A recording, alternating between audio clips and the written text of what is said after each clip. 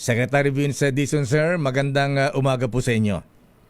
Magandang umaga po, Kuya Deo. Magandang umaga po. Ayan, Secretary Vince, sa part ng DOTR, ano ba yung mga input ninyo? Ayan, dito sa zona ng Pangulong Marcos kahapon, kasama ba yung, of course, MRT, LRT at saka repair ng Guadalupe Bridge?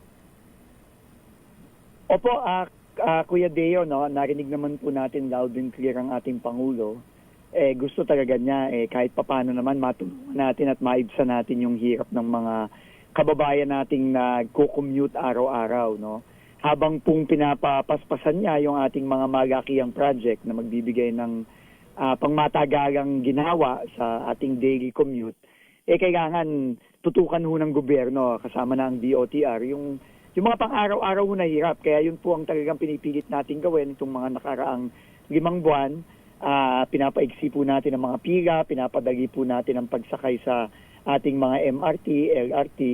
At yun nga po, no, yung ginonch ng Pangulo na marami tayong pinalaking diskwento sa pamasahe. At ngayon, gusto na rin niyang mag-launch ng isang nationwide libreng sakay at gusto niyang buhayin yung dati ng Love Bus. Ayan, yung Love Bus. Nagsimula noong 1970s. Lahat pong ito para lang talaga matulungan nga kahit paano yung mga kababayan nating hirap na hirap sa daily commute, Kuya De.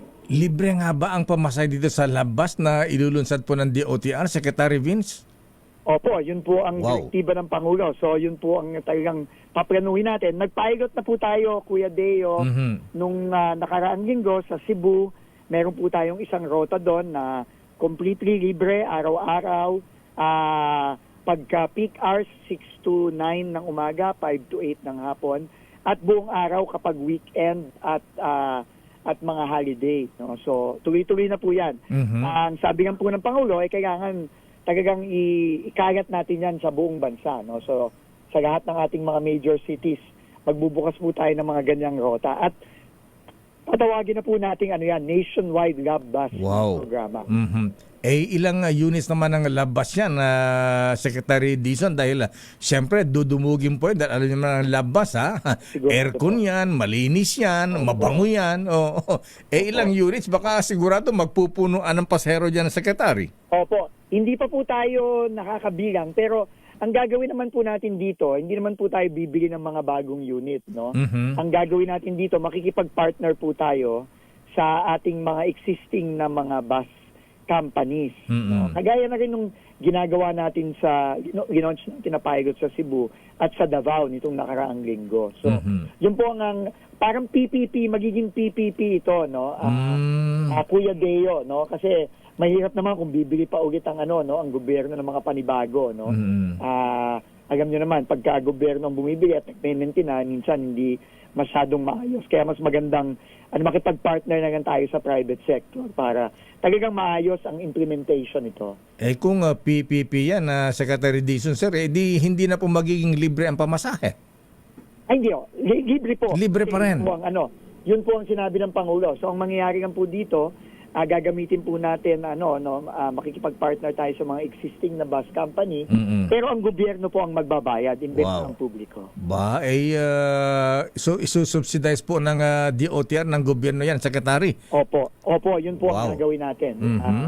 Base sa direktiba ng Pangulo kahapon. Exciting po ito. Ako po personally, nakahangatagan yung edad natin, Kuya Deo, pero personally, inabutan natin yung Love Bus kasi napaka-iconic po niyan Totoo po yan. Yung blue bus na may puso. No? Ayan, nakakatuwa po at may mga yung mga kabataan natin na hindi ko nakita nung unang panahon matutuwa din dito sa Love Bus. May mga double decker pa yan, Secretary Vince, di po ba?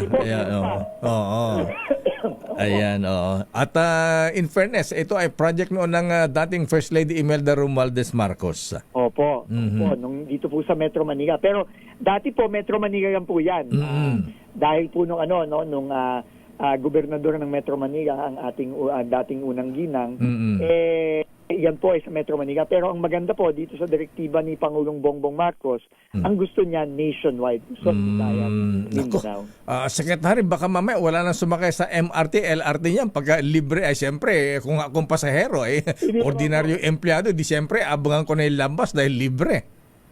Hindi naman po, pag-aaralan natin mabuti para yung mga, kasi hindi naman hugat ng rota, meron tayong tren, meron tayong busway. Yung pong mga hindi pa nasa-serbisyo ng ating mga mass transit, yun po ang pipiliin natin. Kagaya po nung sa Cebu, no, at saka sa Davao, no, hindi po yun yung mga rota ng mga padating na mga malalakihang mga mass transport natin. Ba, kailan natin masasakyan itong mga labas dito sa Metro Manila, Secretary Vince?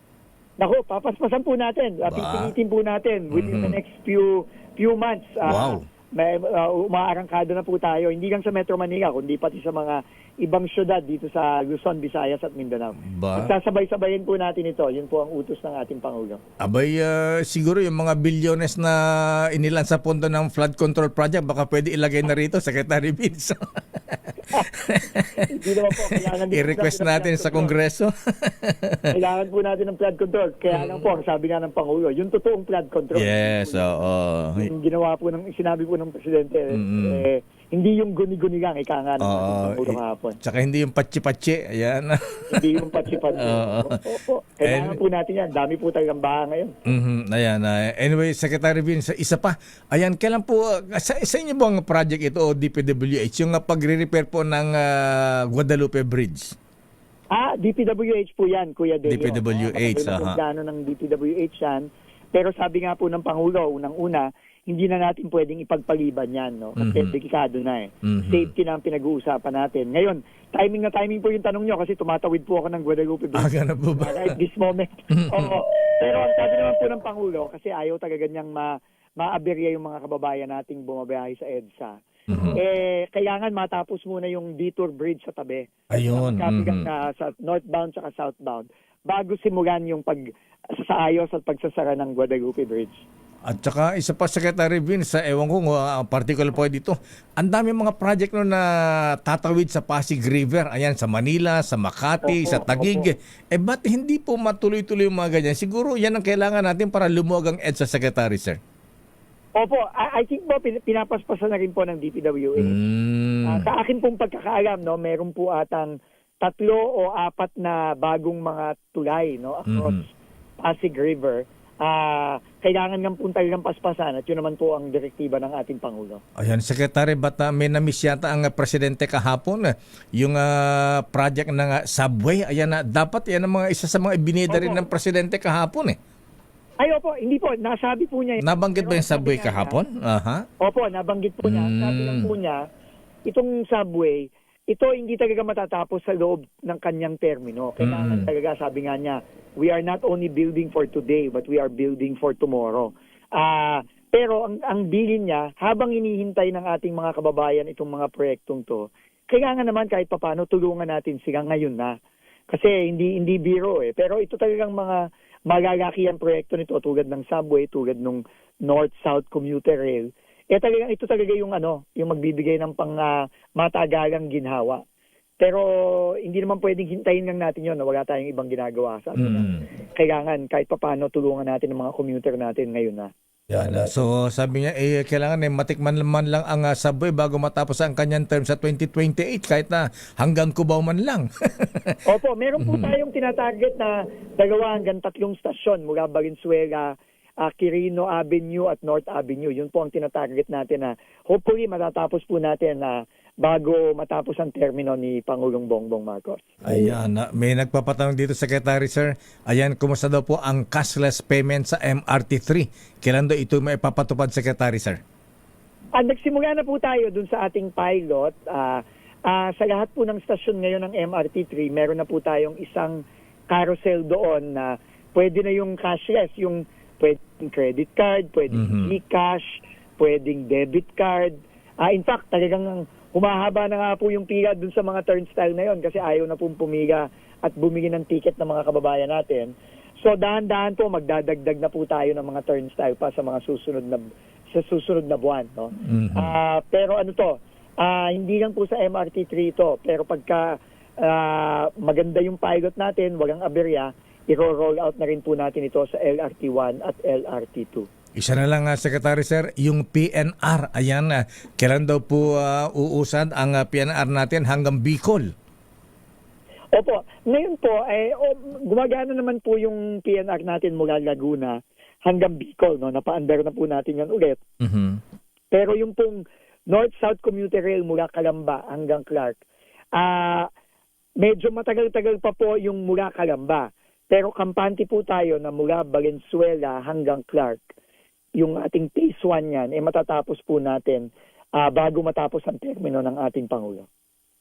Secretary, naalala ko nga pala, noon may project may vision ang dating DOTR Secretary Tugade. Yung cable cars. Malabo na ba yung cable cars dito sa kahabaan ng EDSA? Sa ngayon po, kasi pinag-aaralan pa po, wala pa pong klarong feasibility study yung ating mga cable car. Napakaganda po niyan, no? Kaya lang po talagang hindi pa naaaral ng mabuti.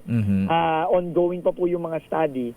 Kapag meron po tayong kahit papaano clarity dun sa pag-aaral na ginagawa, i-anunsyo po natin yan, no? Pero in the meantime po, hintayin natin yung pag-aaral. Pero in the meantime, yung mga ongoing natin project, yun talagang tinututukan po natin. Ayan. Yung pag-aaral, baka mamaya next administration yan, Secretary. Ang tagal po nun itong mga pag-aaral na to. Yun ang problema natin. Anyway, Secretary Vince Dizon, sir, maraming salamat. Magandang umaga po sa inyo. Thank you. Kuya Deo, maraming salamat po. God bless po. Mabuhay po kayo. Secretary Vince Dizon ng DOTR. Daming